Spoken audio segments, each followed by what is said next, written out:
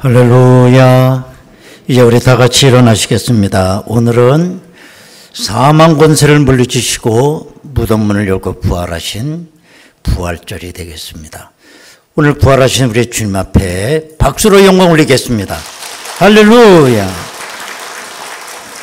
찬양으로 영광 올립니다.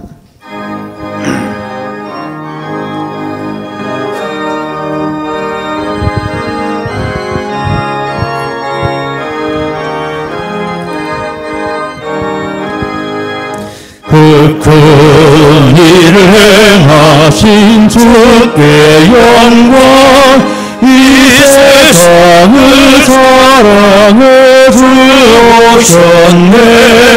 우리 죄를 위하여 죽으시사 더 영원한 생명문 여시었네. 우리 주 높이세 귀한 말씀 듣고, 우리 주 높이세 모두 기뻐하며, 주 예수님 힘입어 하나님께 행하신 그 역사 찬양하세. 그 큰 일을 행하신 하나님께 주 예수님이나여 기뻐하네. 주 예수님 우리가 만날 때엔 저기 부여러 어디에 비하리요.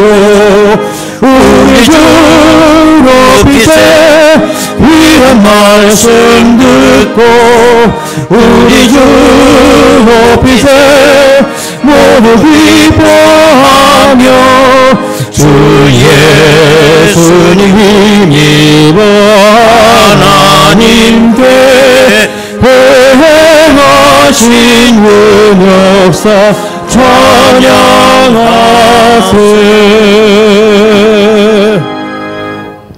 보라, 내가 너희에게 비밀을 말하노니 우리가 다 잠잘 것이 아니요 마지막 나팔의 순식간에 호련히 다 변화되리니, 나팔 소리가 나매 죽은 자들이 썩지 아니할 것으로 다시 살아나고 우리도 변화되리라.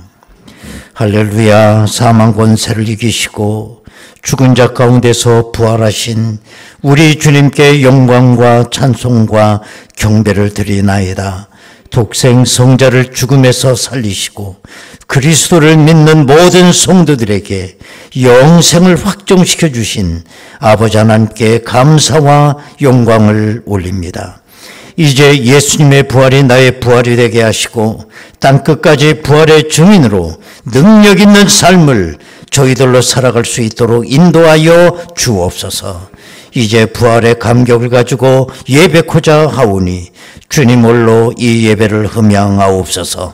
예수님의 이름으로 기도드리옵나이다. 아멘. 이제 다 같이 신앙 고백하오니 나는 전능하신 아버지 하나님 천지의 창조주를 믿습니다. 나는 그의 유일하신 아들 우리 주 예수 그리스도를 믿습니다. 그는 성령으로 잉태되어 동정녀 마리아에게서 나시고 본디오 빌라도에게 고난을 받아 십자가에 못 박혀 죽으시고 장사된 지 사흘 만에 죽은 자 가운데서 다시 살아나셨으며 하늘에 오르시어 전능하신 아버지 하나님 우편에 앉아 계시다가 거기로부터 살아있는 자와 죽은 자를 심판하러 오십니다.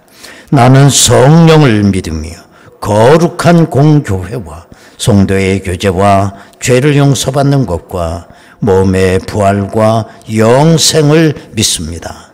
아멘.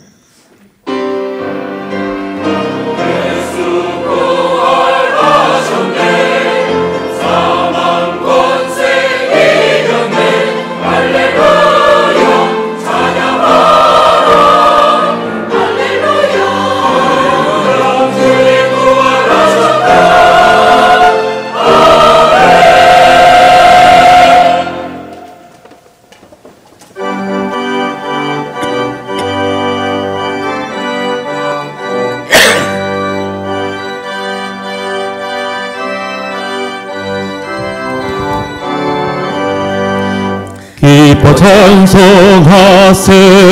주님 부활했네. 그 무덤에 번세 나게 드렸네.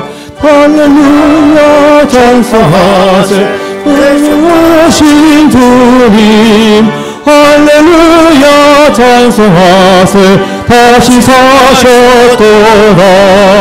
기뻐 찬송하세. 밝은 빛이 왔네. 그 어둠에 번세나게 이셨네. 찬송하고 전파하세. 대속하신 주님 할렐루야 찬송하세. 다시 사셨도다. 기뻐 찬송하세. 주님 피를 흘려 그 성령을 값을 다 지으셨네. 찬송하고 전파하세. 대속하신 주님 할렐루야 찬송하세. 다시 사셨도다. 기뻐 찬송하세. 죄를 사했으니 대속죄하느니라. 찬송하세. 찬송하고 전파하세. 대속하신 주님 할렐루야 찬송하세. 다시 사셨도다.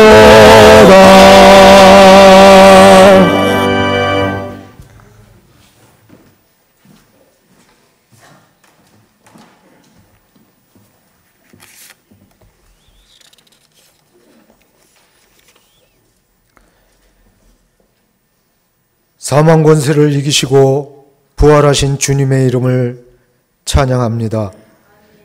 이 시간 부활절 예배로 모여 하나님께 경배하게 하시니 감사를 드립니다. 우리 죄를 대신 담당하시고 십자가에 죽으셨지만 사망 권세를 이기시고 부활의 첫 열매가 되신 주님께 영광을 올려드립니다. 영원한 새 생명의 길을 열어주신 이 부활의 아침에 하나님께 예배하오니 영광과 찬미를 받아 주옵소서. 이 시간 예배드리는 우리 모두에게 부활의 능력이 저희들의 삶 가운데 충만하게 하시어 어둠의 권세는 떠나가게 하시며 우리의 삶이 부활의 소망으로 가득 차게 하옵소서. 우리의 허물과 죄악 때문에 십자가의 고난을 당하신 주님의 그 희생과 사랑이 있었기에 참 생명과 구원을 얻었습니다. 주님의 그 사랑을 기억하며 주님과 함께하기를 원합니다. 영광의 자리에만 함께하기를 원했던 제자들의 모습이 저희들에게도 있지는 않은지요. 희생과 섬김과 고난의 현장에 주님과 함께하는 저희들 되게 하셔서 부활의 증인으로 살아가게 하옵소서. 사랑의 하나님, 부활의 기쁨이 이 나라에 넘쳐나게 하옵소서. 십자가의 사랑이 우리 모두에게 있게 하셔서 서로를 이해하고 협력해서 이 나라를 든든히 세워가게 하옵소서. 부활의 능력으로 정의가 회복되고 하나님의 공의로 다스려지는 나라 되게 하옵소서. 부활의 능력이 교회에도 있기를 원합니다. 복음의 능력을 잃어가는 이 땅의 교회들이 다시금 예배가 회복되어 세상을 향해 주의 복음을 소리 높여 외치는 사명을 감당하게 하옵소서. 그가 징계를 받음으로 우리는 평화를 누리고 그가 채찍에 맞음으로 우리는 나음을 받았습니다. 여러 가지 어려움으로 육신의 질병으로 고통당하는 성도들에게 주님의 부활의 능력으로 모든 것이 치유되고 회복되는 은혜가 이 자리에 있게 하옵소서. 이 시간 주님의 말씀을 들고 단위에 서시는 목사님, 십자가의 능력으로 함께 하셔서 생명의 말씀을 전하실 때 저희 모두가 주님의 음성을 듣는 복된 시간 되게 하여 주옵소서. 찬양을 준비한 할렐루야 성가대의 찬양이 온전히 연락되게 하시고 함께하는 모든 성도들도 같은 마음으로 영광 돌리게 하옵소서. 오늘도 몸된 교회를 섬기는 손길 위에도 은혜와 복으로 채워주시기를 원하오며 우리를 사망에서 생명으로 옮기신 예수 그리스도의 이름으로 기도하옵나이다. 아멘.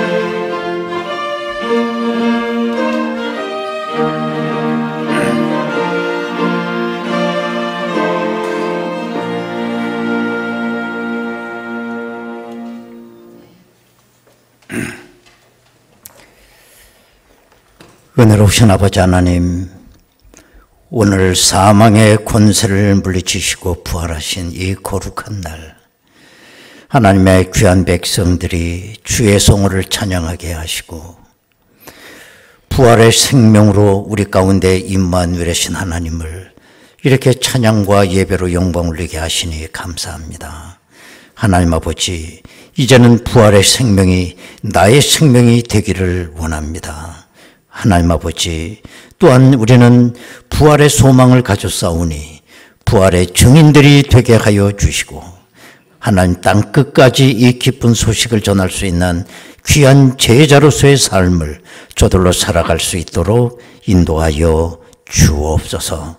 오늘도 부활의 주님께 영광 올리며 귀한 예물을 드렸사오니 연락하옵시고 저들의 삶의 자리가 힘들고 어려울지라도 십자가를 지는 그 아름다운 마음으로 감당하기에 부족함 없도록 인도하여 주옵소서. 예수님의 이름으로 기도드리옵나이다. 아멘. 하나님의 말씀 보시겠습니다. 신약성경 마태복음 22장 23절에서 33절까지 말씀이 되겠습니다. 마태복음 22장 23절에서 33절까지 말씀을 봉독합니다. 부활이 없다는 사두개인들이 그날 예수께 와서 물어 이르되, 선생님이여, 모세가 일렀으되 사람이 만일 자식이 없이 죽으면 그 동생이 그 아내에게 장가들어 형을 위하여 상속자를 세울지니라 하였나이다. 우리 중에 7형제가 있었는데 마지가 장가들었다가 죽어 상속자가 없으므로 그 아내를 그 동생에게 물려주고 그 둘째와 셋째로 7째까지 그렇게 하다가 최후에 그 여자도 죽었나이다. 그런즉 그들이 다 그를 취하였으니 부활 때에 7 중에 누구의 아내가 되리이까? 예수께서 대답하여 이르시되 너희가 성경도 하나님의 능력도 알지 못하는 고로 오해하였도다. 부활 때에는 장가도 아니가고 시집도 아니가고 하늘에 있는 천사들과 같으니라. 죽은 자의 부활을 논할진대 하나님이 너희에게 말씀하신 바 나는 아브라함의 하나님이요 이삭의 하나님이요 야곱의 하나님이로라 하신 것을 읽어보지 못하였느냐. 하나님은 죽은 자의 하나님이 아니요 살아있는 자의 하나님이시니라 하시니 무리가 듣고 그의 가르치심에 놀라더라. 아멘.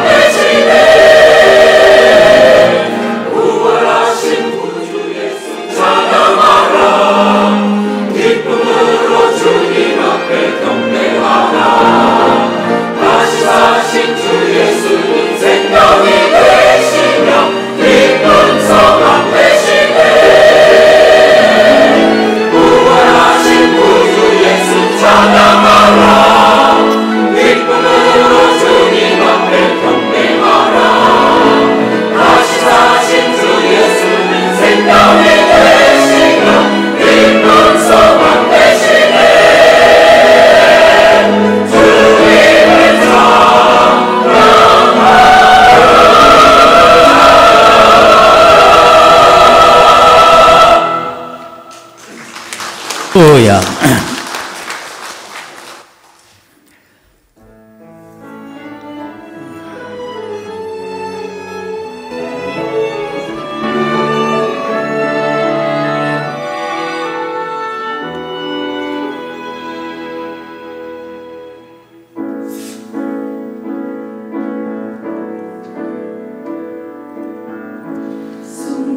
승리하신 예수여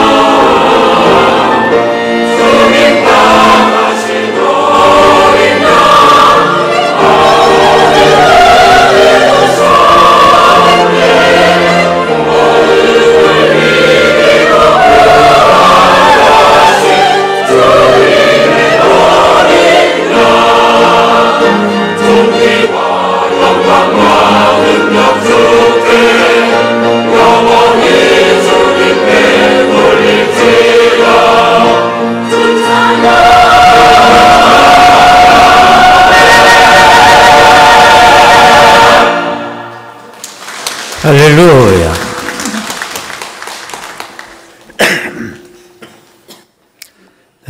마스크 벗은 분들이 점점 늘어나고 있습니다. 입을 보니까 열린 무덤 같아서 참 보기 좋아요. 얼마 전에 방송을 통해 들은 이야기입니다.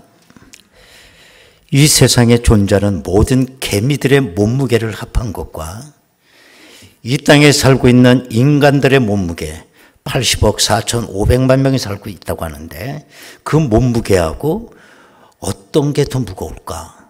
근데 그 방송 들어보니까 아마도 개미들의 몸무게가 더 무거울 거다. 그렇게 얘기를 하더라고요. 물론 개미들의 숫자를 정확하게 파악하지 못하고 하는 얘기이기 때문에 물론 다소 무리가 있기는 하지만 개미의 숫자도 엄청나다고 하는 건 분명해요. 그러나 여러분, 개미가 아무리 많다고 하더라도 개미일 뿐인 것입니다. 개미가 우리 인간의 삶과 인간의 철학과 인간의 가치관을 알 리가 없습니다.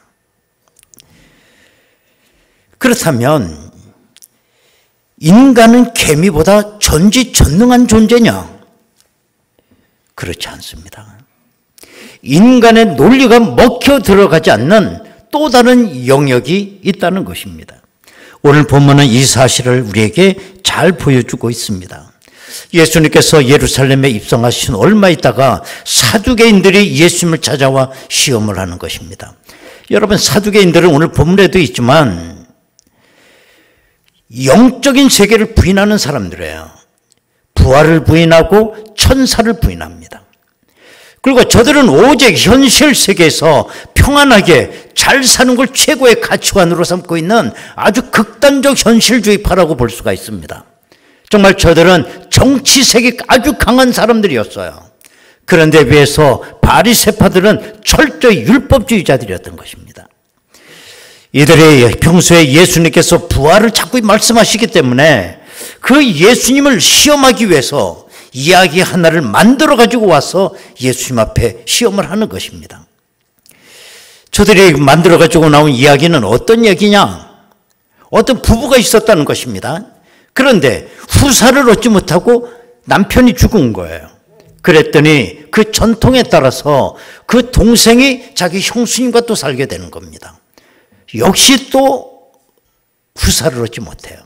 칠형제였기 때문에 이렇게 내려가다가 7 형제가 형수님하고 한번 다 산 거예요. 그러다가 죽게 된 겁니다. 자, 이렇게 됐을 때 부활할 때 누가 진정한 아내냐? 누가 이 여인의 진정한 남편이냐? 말해 보십시오. 라고 예수님 앞에 질문을 한 것입니다. 여러분, 이거는 근거 없는 만들어낸 얘기가 아니었습니다. 모세 율법에 보면 이렇게 기록되어 있어요. 신명기 25장 5절 6절을 보면 형제들이 함께 사는데 그중 하나가 죽고 아들이 없거든 그 죽은 자의 아내는 나가서 타인에게 시집가지 말 것이요 그의 남편의 형제가 그에게로 들어가서 그를 맞이하여 아내로 삼아 그의 남편의 형제의 의무를 그에게 다 행할 것이요 그 여인이 낳은 첫 아들이 그 죽은 형제의 이름을 잊게 하여 그 이름이 이스라엘 중에서 끊어지지 않게 할 것이니라. 사실 이것은 어느 한 가문의 대가 끊어지는 걸 방지하기 위한 모세 율법적 조치였던 것입니다. 그런데 이 사두개파 사람들은 이걸 근거로 해서 이야기를 만들어가지고 온 거예요. 현실적으로 보면 얼마나 코미디 같은 이야기입니까마는 논리적으로 보면 빈틈이 없어요. 흠잡을 데가 없는 거예요. 만약에 이 질문을 여러분들이 받았다고 하면 여러분들은 어떻게 대답하시겠습니까? 사두개인들은 자기들이 만든 이 완벽한 이야기를 예수님이 대답하지 못할 것이다 라고 기대했을 것입니다. 그러나 그거는 모르는 일이었어요. 여러분, 인간의 논리는 아무 쓸모없게 되는 영역이 있어요. 인간의 논리가 먹히지 않는 영역이 있다고 하는 걸 사두개인들은 그걸 모르고 있었던 것입니다. 여러분, 인간의 영역이 어떤 것일까요? 그런 영역이 하나님의 영역입니다. 하나님의 존재와 하나님께서 하시는 일과 미래한 하나님의 경영에 대해서 피조물인 인간은 창조주의 영역을 도무지 깨달을 수가 없는 것입니다. 그 중에 하나가 부활의 세계입니다. 예수님께서 저들에게 한 대답을 보십시오. 29절입니다. 예수께서 대답하여 이르시되 너희가 성경도 하나님의 능력도 알지 못하는 거로 오해하였도다. 사두개인들이 심각한 착각에 빠져있다고 얘기해요. 그 이유는 성경도 하나님의 능력도 모르기 때문이다. 때문에 착각하고 있다는 말씀을 하고 있습니다. 저들은 정말 자기들의 그 논리의 울타리 속에 안에서 하나님의 능력과 초월적인 하나님의 세계를 이해해 보려고 했던 거예요. 그게 착각이에요. 이렇듯 사람은 자기 논리의 울타리 안에서 하나님의 영역을 이해해 보려고 해요. 그 논리를 가지고 따져보려고 합니다. 설명을 하려고 합니다. 그러나 하나님께서 물 위를 걸으신 일이나 물을 포도주로 바뀌신 일이나 죽은 자를 살리신 같은 이런 일들은 저들이 어떻게 논리로 설명하겠습니까? 때문에 인간들, 특별히 오늘 현대인들은 사두개인들의 논리를 그대로 갖고 있는 거예요. 나름대로 논리의 울타리를 쌓고 자기 이성을 가지고 하나님의 세계를 판단하려고 합니다. 그러다가 저들은 결론은 뭐냐? 기독교는 비논리적이다. 기독교는 비과학적이다. 모든 종교에 신화가 있지 않느냐? 이건 전승이다, 설하다, 이런 얘기를 하고 있는 거예요. 여러분 잘 기억하시기 바라요. 기독교는 비논리가 아닙니다. 기독교를 우리는 탈논리라고 얘기를 해요. 논리에서 벗어나는 영역이에요. 논리가 없는 게 아닙니다. 비논리가 아니에요. 탈논리라는 거 기억해야 돼요. 사두개인들은 부활 후에도 시집가고 장가가는 것을 전제로 삼고 이야기를 한 거예요. 현재 이 삶이 부활 후에도 계속 이어져 갈 거라고 논리적으로 생각한 겁니다. 오늘의 이 인간의 삶이 한없이 잡아 늘리는 거, 그게 부활 후의 세계라고 착각을 하고 있는 거예요. 여러분, 그때 예수님이 뭐라고 말씀하시느냐? 30절을 보면 부활 때에는 장가도 아니 가고 시집도 아니 가고 하늘에 있는 천사들과 같으니라. 예수님은 천국에 계시다 이 땅에 오셨기 때문에 예수님의 비유 말씀 하나하나가 우린 귀담아 드셨는데요. 예수님이 거짓말 하시겠어요? 예수님의 비유 가운데 부자와 나사로의 비유가 있습니다. 그 부자는 얼마나 부자였는지 날마다 호화롭게 잔치하며 자색을 입고 살았다고 했습니다. 그런데 불행하게도 그 부잣집 대문 앞에는 나사로가 거지가 있어서 한평생 밥부스를 얻어먹으며 거린으로 살았다는 거예요. 그런데 세월이 지나고 두 사람이 모두가 다 죽었다는 겁니다. 다 저 세상으로 간 거예요. 안타깝게도 그 부자는 지옥을 간 것 같습니다. 그리고 나사로는 아브라함 품에 들어갔다고 그랬어요. 자, 그런데 여러분, 이 세상과 부활 후의 세상에 두 가지 원칙이 있다는 거예요. 첫 번째 원칙은 연속의 원칙이에요. 그 다음에 두 번째 원칙은 단절의 원칙이 있다는 겁니다. 그럼 예수님의 비유를 한번 생각해 보면 연속의 원칙이 뭐냐? 저 세상에 갔더니 다 알아보더라는 거예요. 부자는 나사로를 알아보고 나사로는 부자를 알아보더라는 거예요. 세상 것과 계속 연속이 되는 원칙입니다. 여러분도 저 세상 부활 이후의 세상에서 다 알아본다는 거예요. 여러분들 할아버지 할머니가 말에 들어보면 그렇게 믿음이 좋았다는데 나는 보지 못했어요. 그러나 천국 가면 다 알아보시게 될 거예요. 베드로도 알아보게 될 겁니다. 어떤 분이 그러시더라고요. 천국 가봤더니 깜짝 놀랄 일이 3개가 있다고. 첫 번째 깜짝 놀랄 일이 뭐냐? 아무개는 저분은 꼭 천국 갈 거야. 천국도 아랫목에. 근데 자기가 가봤더니 그 사람이 천국에 안 와 있는 거예요. 아무리 찾아봐도. 두 번째 놀랄 일이 뭐냐? 저 사람은 저렇게 믿고 천국 가겠어? 늘 그러던 사람이었는데 천국 가보니까 그 사람이 떡하니 와 있는 거예요. 깜짝 놀랐다는 거예요. 세 번째 깜짝 놀랄 일이 뭐냐? 아유, 나는 늘 부족해. 나같이 이게 뭐가 되겠어? 근데 자기가 천국에 와 있더래, 자기가. 깜짝 놀랐다는 거예요. 이 세상과 부활 이후 세상의 두 번째 원칙은 단절의 원칙이에요. 서로가 다 알아보는 하긴 하겠지만 다시 부부가 되어 자식을 낳고 장가가고 시집가는 일은 없다는 거예요. 세상 일은 철저히 단절이 돼 있어요. 그 이유는 뭐냐? 우리가 천사와 같은 존재로 변하기 때문이다. 예수님은 그렇게 말씀을 하셨습니다. 여러분, 우리 부활의 생명 그렇게 시시하지 않습니다. 우리가 육신을 믿고 있을 때 우리는 늘 연약함을 등에 지고 살았는데 연약함은 사라지게 될 것입니다.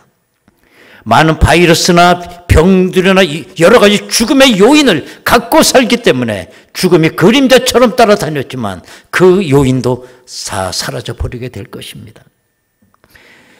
또 뿐만 아니라 우리가 얼마나 걸리적거리는 게 많았습니까? 그 장애 요인도 다 없어질 거예요. 그리고 여러분들은 완전히 모습도 달라질 거예요. 여러분, 어떤 사람은 비싸게 성형수술하고 요 모양 요대로 부활했으면 좋겠습니다라고 말하는 분이 있는데 착각 맞은 그건 돈만 베렸어. 그거 끝까지 그 얼굴 버틴 사람이 돈 번 거야. 그거. 여러분들 성형수술은 그대로 부활하지 않아요.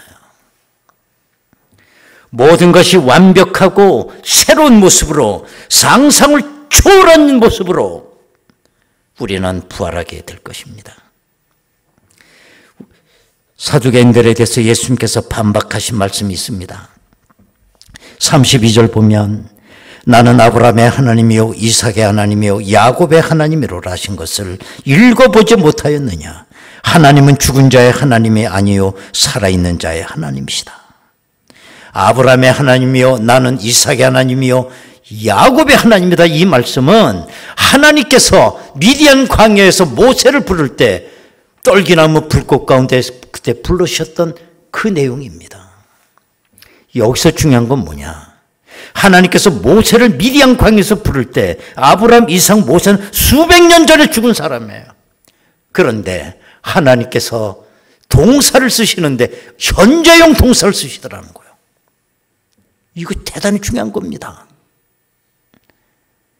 우리 신앙의 시제는 잘 기억하십시오. 언제나 현재형이라는 거. 그 말씀 어떻게 하셨느냐? 나는 죽은 자의 하나님이 아니라 산 자의 하나님이라고 이렇게 말씀하고 있습니다. 우리가 영생이 뭐냐? 영원히 사는 것이다. 그럼 이 영원이라는 개념이 뭐냐?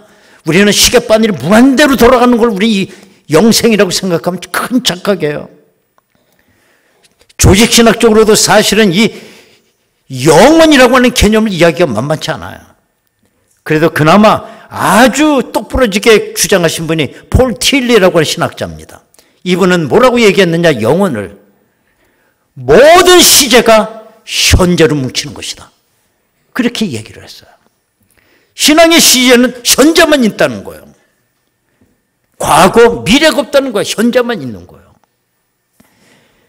그래서 하나님께, 우리 예수님께서 변화산에 올라가셨을 때에 모세를 부르시고 엘리야를 부르시고 대화하는 것을 베드로, 야고보, 요한이 그걸 두 눈으로 본 거예요. 아니 모세하고 엘리야가 수천 년 전에 죽은 사람인데 오늘도 살아서 현재 주님과 대화하고 있는 거예요. 여러분, 이 부활은 예수님께서 이 영원한 생명을 우리에게 보여주신 사건입니다. 부활하신 주님은 시간과 공간을 초월했습니다. 제자들이 두려워서 문을 걸어 잠그고 다락에 숨어 있었지만 우리 주님은 저들 가운데 호련히 나타나셨어요. 그러나 유령은 아니었어요. 부활하신 예수님의 몸은 너무 신비했습니다. 만져볼 수도 있었습니다. 제자들과 함께 생선도 잡수셨어요. 너무너무 초월적인 존재로 예수님이 부활하셨고, 우리가 이 다음에 부활할 때 그와 같은 몸으로 우리도 부활하게 될 줄로 믿습니다. 미국 매사추세츠라고 하는 그 주에 한 교회 학교가 있었는데, 거기 8살 먹은 소년 톰이라고 하는 아이가 교회 학교를 나왔어요. 이 아이는 선천적으로 아주 병을 갖고 태어났기 때문에 교회를 와도 늘 누군가 휠체어에 싣고 왔어요. 그런데 그 주일은 부활절 하루 전주일이었습니다. 그러자 교회 학교 선생님이 아이들에게 숙제를 내주었습니다. 얘들아, 다음 주는 부활주일이지?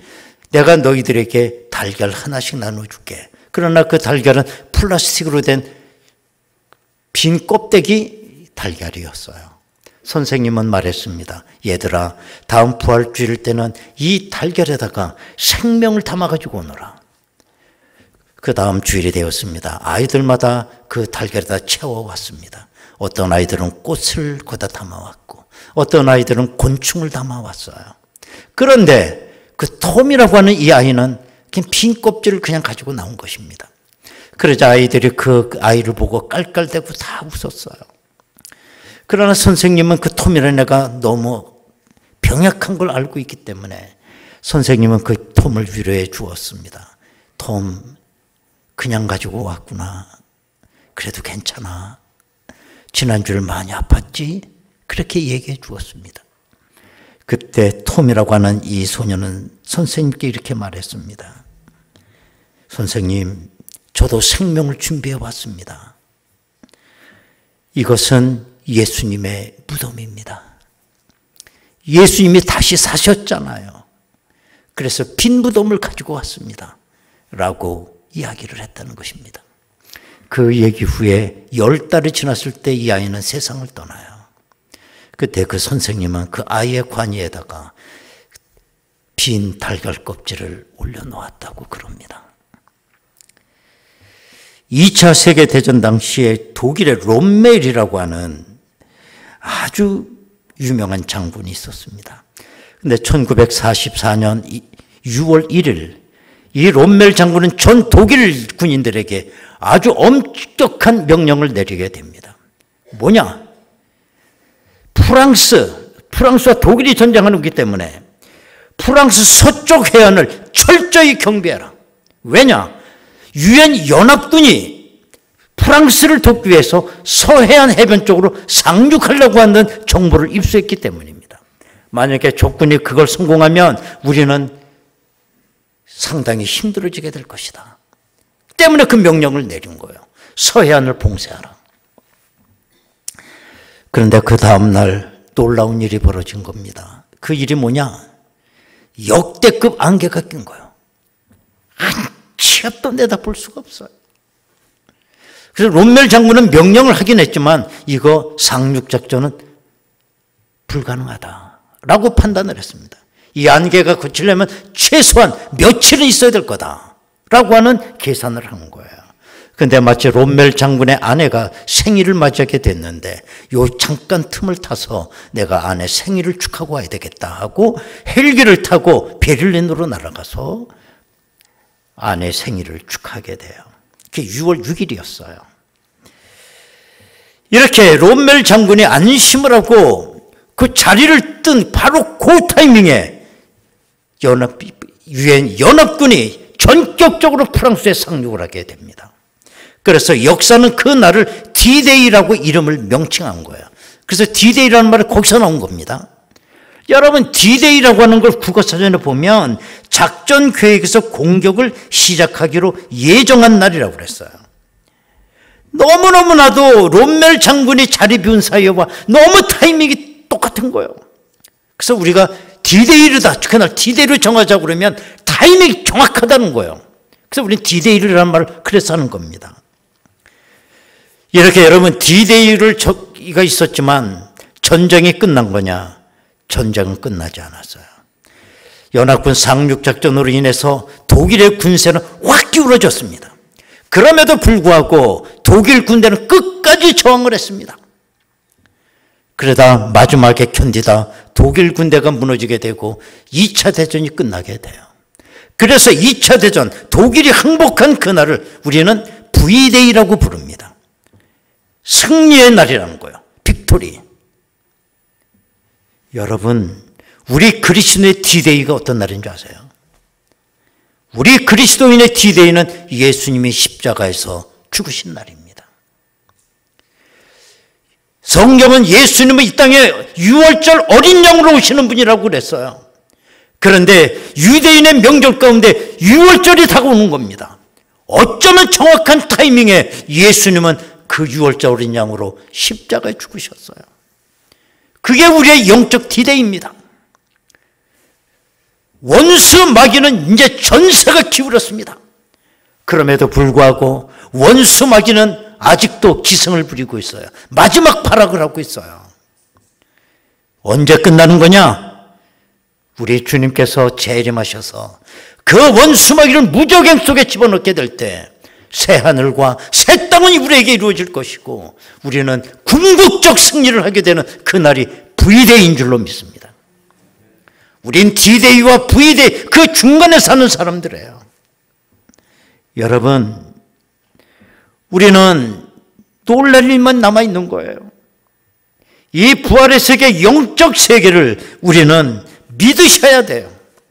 논리로 접근하지 않기를 바랍니다. 여러분, 히브리어로 구약성경 기록되어 있고 신약성경은 헬라어로 기록이 되어 있습니다. 그런데 이 헬라어는 철학적 언어이기 때문에 어휘가 너무 많아요. 예수님께서 베드로에게 네가 나를 사랑하느냐 3번을 물었지만 예수님이 물어보신 사랑은 다 다른 단어를 썼어요. 그만큼 어휘가 많다는 거예요. 그러나 히브리어는 어휘가 많지 않아요. 지금 4호가 됐지만 히브리어를 전공하신 분은 금방 할 수 있어요. 왜? 단어 수가 몇 개 안 되니까. 왜 히브리어는 단어 수가 별게 안 되느냐? 신앙 고백적 언어이기 때문에 그래요. 아니, 믿는다는데 무슨 말이 많아? 히브리어는 하나님을 찬양하고 영광 올리고 그런 단어만 있어요. 믿지 못하니까 따지려고 자꾸 논리를 펴고 단어 수가 늘어나는 거지. 하나님을 믿는다는데 뭔 그렇게 말이 많습니까? 사두개인과의 이 논쟁에서 결론은 뭐냐? 33절입니다. 무리가 듣고 그의 가르치심에 어떻다고요? 놀라더라. 놀라더라. 논리가 깨진 거예요. 그렇습니다. 우리의 부활을 절 우리가 부활하신 사건 앞에 우리가 할 일은 놀라는 일밖에 없어요. 놀라는 거예요. 내가 구원받은 거 논리가 어떻게 성립합니까? 그냥 놀랄 뿐이에요. 감동할 뿐이에요. 그냥 기쁜 거예요. 행복한 거예요. 가슴이 터질 것 같아요. 무슨 논리가 필요해요? 그렇게 시비를 걸던 사람들이 마지막은 놀라더라. 이것이 부활절을 맞이하는 우리들의 마음이기를 원합니다. 여러분 시간 우리 다 같이 통성으로 기도하겠습니다.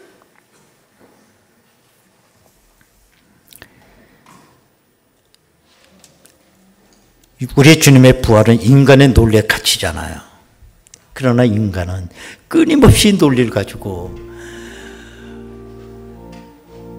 영적 세계를 자꾸 판단하려고 합니다. 그러나 이 논쟁의 마지막은 놀라더라. 놀라는 일이었어요. 주님께서 부활하셨다는 이 메시지 그저 놀랄 뿐입니다. 그저 믿을 뿐입니다. 하나님 아버지, 오늘도 이 부활의 이 소식이 내 가슴을 설레게 하고 오늘도 내 가슴이 흥분이 되고 놀라울 뿐입니다. 이 감격 평생 잊지 않게 하옵소서. 다 같이 통성으로 기도하겠습니다. 은혜로우신 아버지 하나님 감사합니다. 부활의 세계는 인간의 논리로 접근할 수 있는 초월적 영역에 있습니다.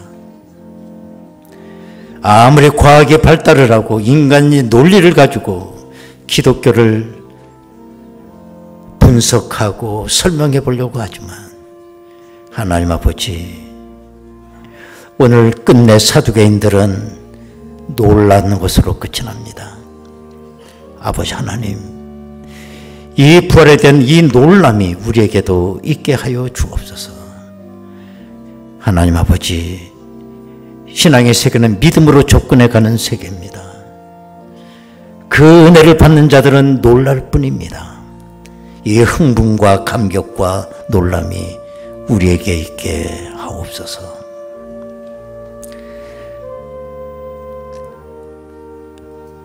하나님 아버지, 인간은 논리의 울타리를 쌓고 창조주 하나님의 영역을 접근해 갑니다. 우리 주님은 오해하고 있다라고 말씀하고 있습니다. 마지막 예수님의 말씀을 듣고 있던 수많은 군중들은 놀랐다라고 얘기합니다. 하나님 아버지, 우리는 놀랄 뿐입니다. 흥분할 뿐입니다. 하나님, 이 흥분된 가슴, 이 벅찬 감격, 한평생 내가 주님을 사랑하는 우리의 마음이 되게 하옵소서. 예수님의 이름으로 기도하옵나이다. 아멘. 161장 찬송.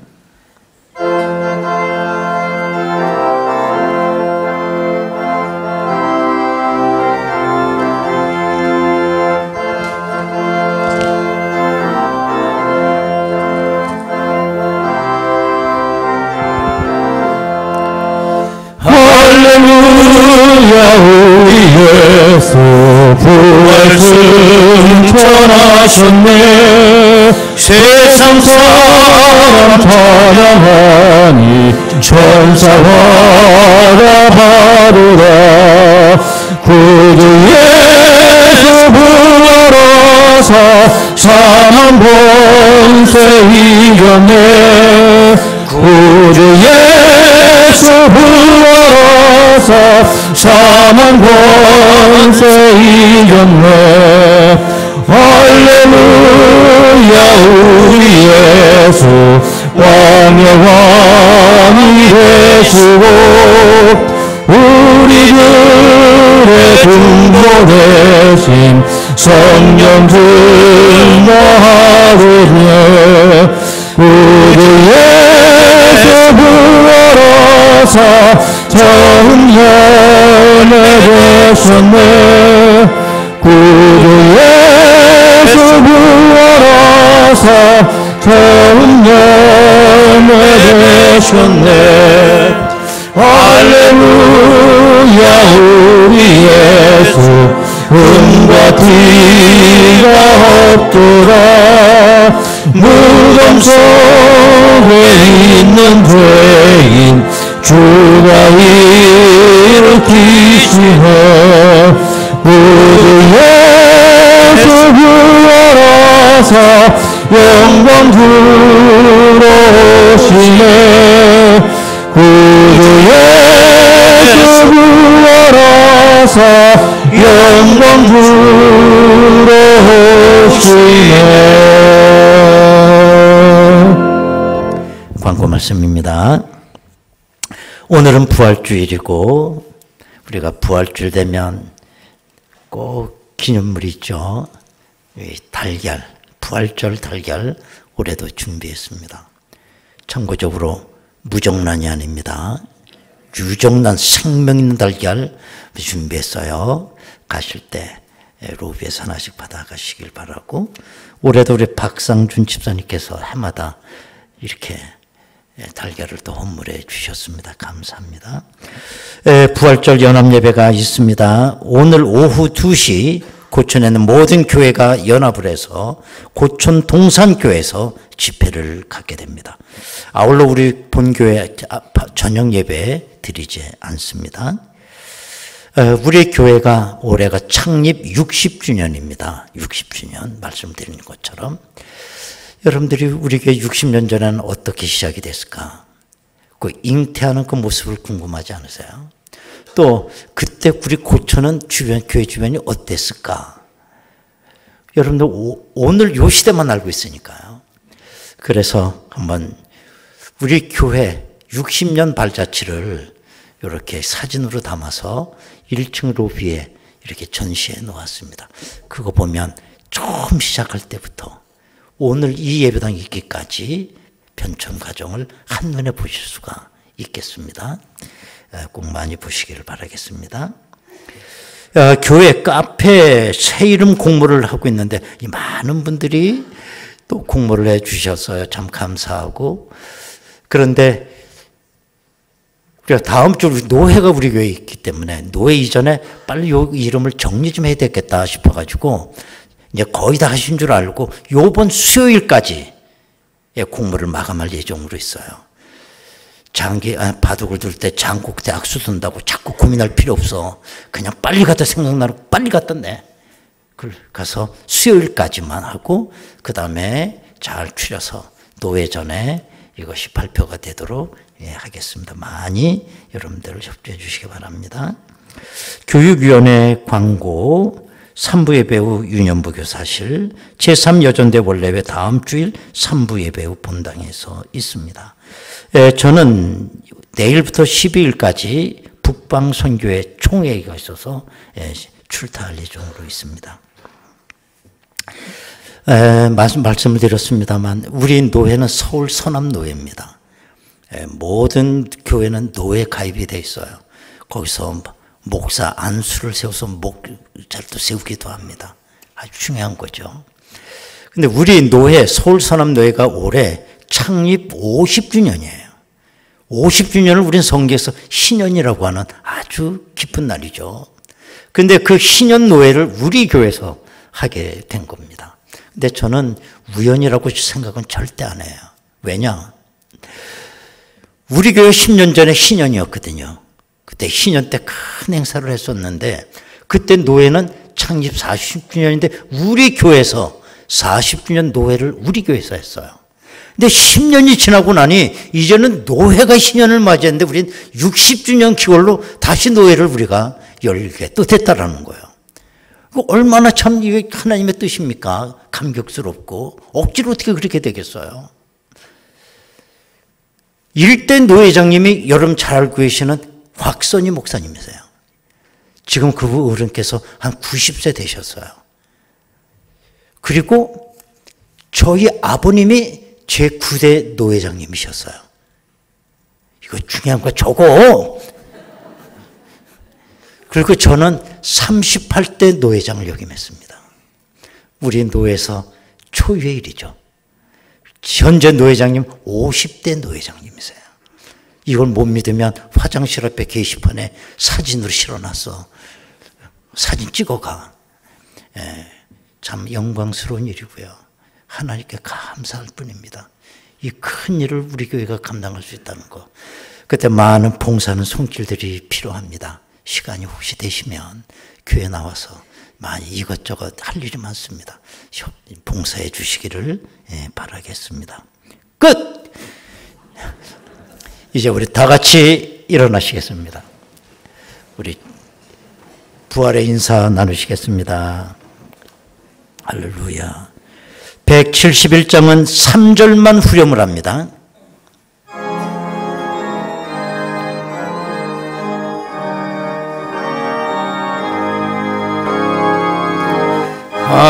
하나님의 독생자 예수 날 위하여 오시었네. 내 모든 죄 사시려 십자가 지셨으나 다시 사셨네.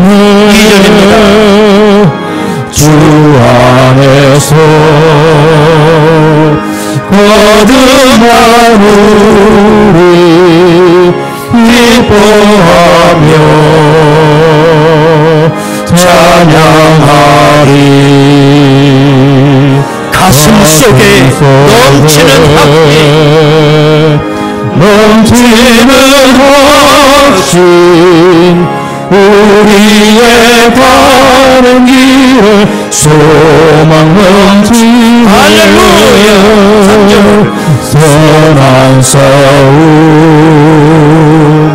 다 마친 후에 우리 주님 배우리라. 사망 권세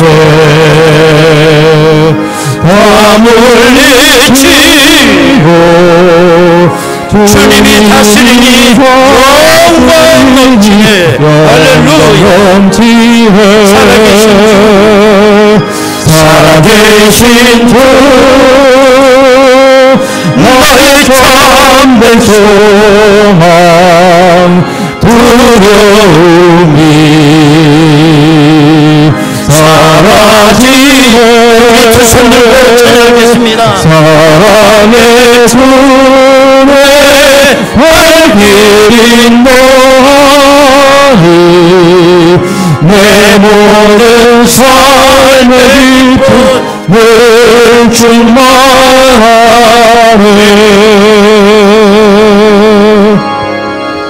할렐루야. 불하신 주님께 박수로 영광 올립니다. 아멘.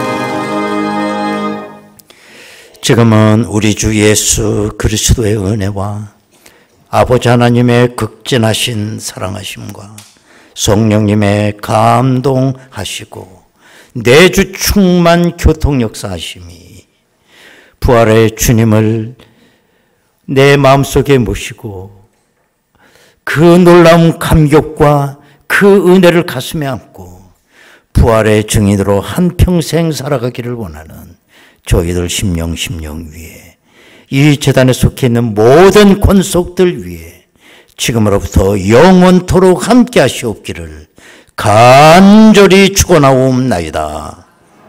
아멘.